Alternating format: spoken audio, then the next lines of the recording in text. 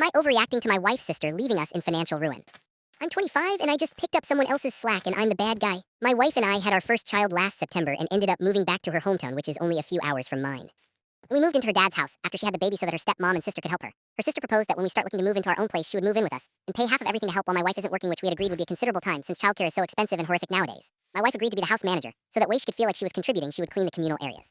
We signed a lease in November last year and everything was great, until it was. My grandmother left me a small, and I mean very small amount of money after she had passed the same year for me to save and invest into future education or expenses. My wife mentioned something about it to her sister around February this year, and not even a week later I was confronted by her sister saying she was broke and has been asking for money from family to cover her other bills.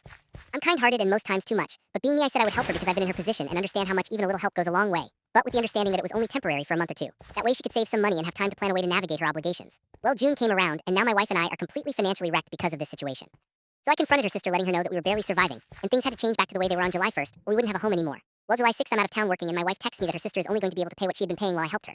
Needless to say, I respectfully went off and let her know that she had signed a legally binding contract, and that she would be obligated by the landlord, not me, to pay her share. A week later, my wife told me she had completely moved out and was not planning on helping with any of the bills from the last month or next month she had stayed there. Now we're completely broke, drowning in bills and debt that I can't make the money to pay off fast enough. AITA.